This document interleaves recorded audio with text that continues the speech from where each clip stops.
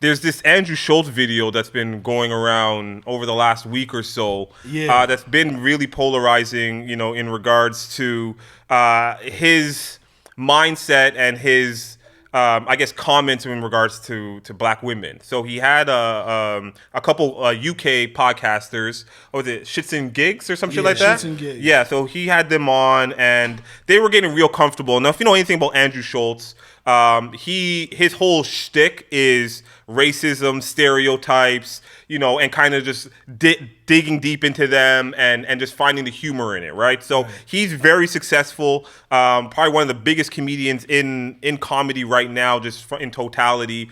I actually went to see him last year at the ACC. The show was a good show. It sold out to capacity, but he definitely, I think, gets a little too comfortable speaking on a lot of topics that he doesn't have a lot of experience in, and it does push the boundaries. Now, I don't know if I got to take it with a grain of salt because it is entertainment and it's content over everything, and it could be just a way to bring in, to be polarizing. Right. But, if those that have watched it, I'd like your take, in regards to, what do you think? Do you think it was racist in regards to what he had to say, or not? Do I have the audio so we can, hold on, let me play this so you guys can kind of.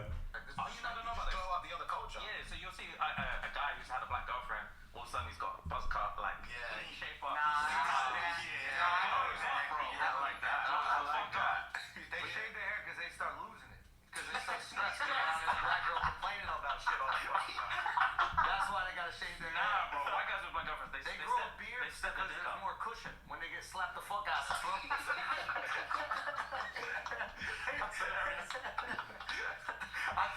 I think the black girlfriend effect. It might be a protective instinct, bro. You think protective? Yeah. Do you guys have you ever had black girlfriends? Yeah. Have you ever had white girls? Yeah. Oh wow. Okay. What's your favorite? That question alone, though, right? Like, that question alone.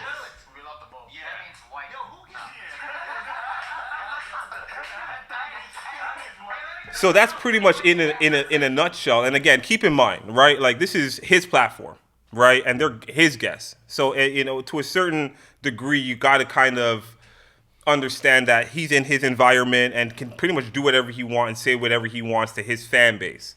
That being said, go. Racist is such a tough word. It is. He plays with race a lot in his comedy sketches. I didn't love it. Those are not going to be the guys to speak up for black women, though. And it's hard for you to put them in that position because of, if you listen to the show, that's not their energy. Yeah. That giggling and laughing, that's all they're about. That's what they do. They're more about... I don't even know them like that. This is the first time I've ever heard of them before. I watch a lot of their clips, and a lot of their clips are just about comedic stances on things that are happening on Twitter, things that are happening on TikTok. It's a very lighthearted material. Like, those are not going to be the guys. So if you're looking at them to stick up for black women as a race, like, that's not going to happen. And they've been brought those to the not fire. Those guys. Exactly, because a lot of their audience is black women. Yeah. But you got to know who your audience is. Yeah. So they came back and they said what they had to say. And they're still getting roasted because it's like, I think they what were you really saying? They were put in a bad situation. Exactly. And again, their I guess their reasoning does come off like an excuse, right? Fight or flight, I think, was what they were saying in regards to why they did nothing or didn't say anything. Now, again, just to shoot some bail.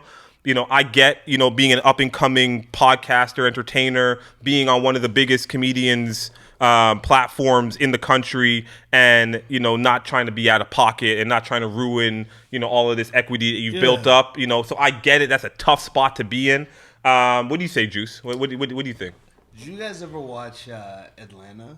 Yeah. And the episode with the radio DJ who uses the N-word in front of him, but then he wouldn't do it in front of certain guys. Yeah. That's what it felt like to me. Like, exactly. Like, Schultz is like comfortable that he could talk like that to him. To certain guys. But I'm like, if there were certain people on the show, he's not making those jokes like that. It's like the I always get annoyed by that shit when he's comfortable to talk like that to them, but in a different scenario, he would not have said Never. that. I like that you brought it that because that's what it reminded me of. When I saw it, I was like, yo, this is that episode of Atlanta, dog. I like that you brought that up because we grew up in a different circumstances and we've seen it and we can speak to it.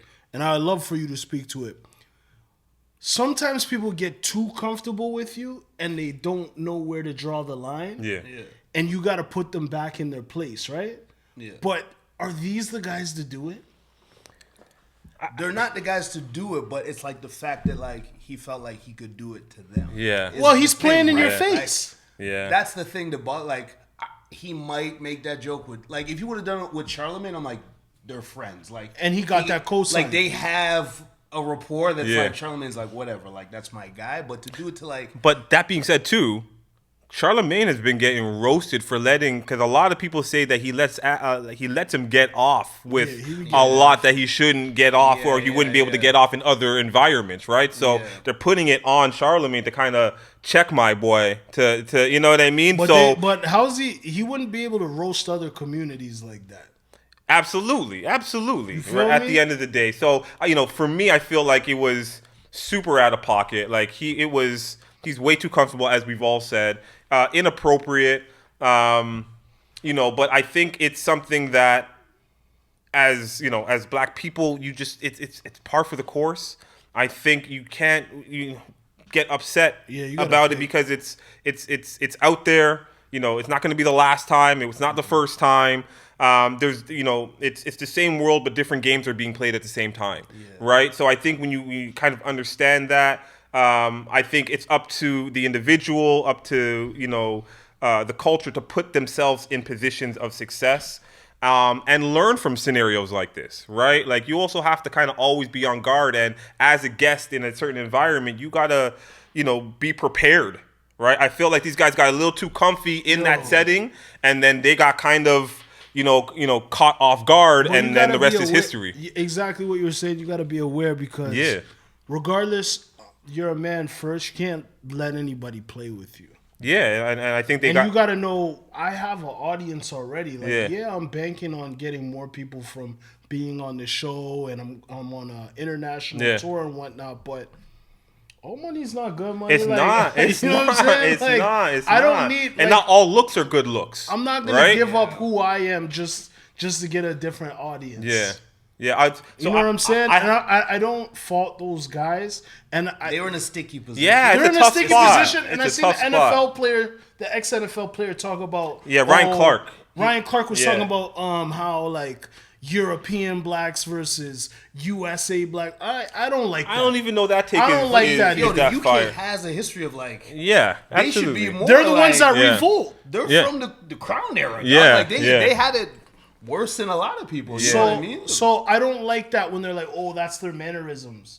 Because that's how they try to play Canada. That's how they try to play other places. And when you go there, it's just as real as where you're at. And I think, but I like Ryan Clark's approach. I think he was very eloquent in what he had to say, very thorough and thought out for his version of the black woman experience. And he just referred it to his mother, his wife, and the struggles that you really can't speak on the black woman experience if you don't like have black women around you, right? So I think Schultz dated like one black girl. Yeah, right. And so who knows what that was. That's like you can't generalize. He's painting with a broad stroke. Yeah. So and you wouldn't allow us to do that to your right. So I think it's out of pocket. But the thing is, though, comedians, get away with murder. At the end of the day, right? They're the ones that can really say whatever they want and just it's a joke. But and be able to skate. Where in other walks of life, you don't get that. I'm also can't be mad at them because I need comedians to be comedians and say what they want to say. So it's a slippery slope. But then don't want them too censored, and we thought it was getting a little bit too sensitive. Chappelle talked about it in his comedy sketches. But again, the backlash. Chappelle's been getting backlash. Is Andrew Schultz getting in the same backlash? So again, it's the same sport, but two different leagues. You understand what I'm saying? I think Chappelle's backlash, it would be like an international well, that's what I'm saying. I don't mean like internationally, but if you were to put it to scale, it'd be like Chappelle's backlash, Schultz's backlash. Yeah, it's. And again, it's more. Dave Chappelle is obviously a bigger comedian and obviously has a longer history and has been, you know, in comedy at a high level for a longer time. So he's obviously a bigger draw in regards to what he has to say, and has been controversial for a long time. But again, put this same conversation, you know, with Marlon Wayans or with, you know, someone else. It's a different. I think it's at a different level than it would be right now. And it's still cooking. Like, people are still upset about it.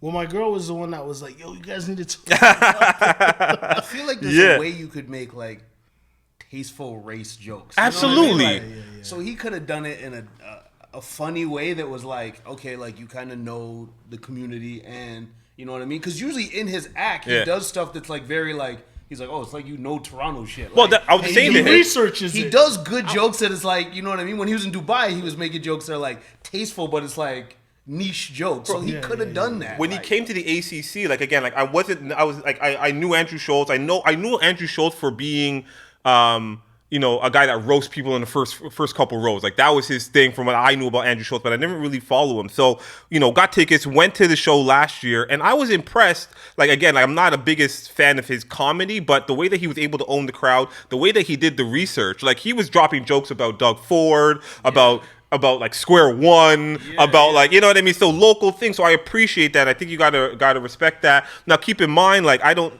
think he has a long history of, you know, targeting a certain audience, so I'm not going to try to throw him totally under the bus.